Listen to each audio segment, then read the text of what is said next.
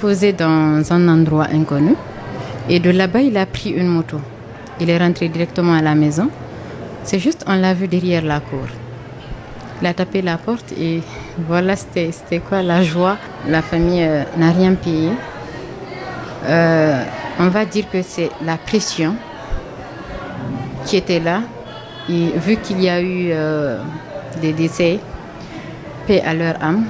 Nous continuons de prier pour le repos de leur âme. Et par la même occasion, nous présentons toutes nos condoléances à la famille des victimes. Peut-être qu'il était bien, il mangeait, ça va. On ne l'a rien fait, aucune blessure, aucune égratignure, ça va, alhamdoulilah. Et en le voyant, on se dit qu'il est bien portant. Je suis Kadiatou Diallo, la nièce de M. Diallo Alassane. Alors, expliquez-nous dans quelles circonstances vous avez retrouvé votre neveu aujourd'hui.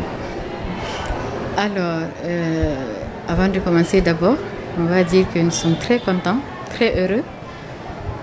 Toute la famille est vraiment très, très contente.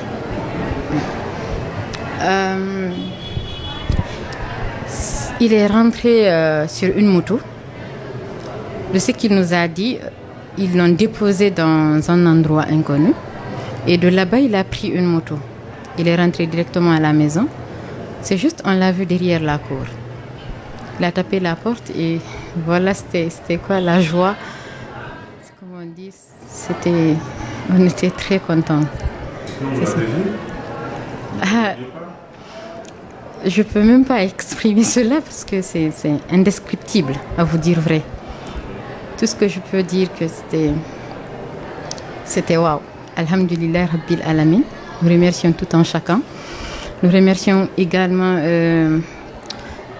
Monsieur le Président, le général Mamadi Doumbouya et aussi le ministre de la Sécurité, Monsieur Diallo Bachir, et les amis, les proches qui sont là ou pas, de leurs messages, les appels et qui ont aussi participé par des invocations et des prières à la libération de M. Diallo Alassane, qui est rentré sain et sauf, alhamdulillah. C'est vraiment une joie. C'est la joie totale. Qu'est-ce qu'il vous a dit par rapport à ces conditions de détention? Quand même, ça fait une semaine, ou plus d'une semaine. Oui, ça fait 2 semaines hier. 2 semaines hier. Il nous a dit qu'il était bien, il mangeait, ça va. On ne l'a rien fait. Aucune blessure, aucune égratignure, ça va, alhamdoulilah. Et en le voyant, on se dit qu'il est bien portant. Ouais.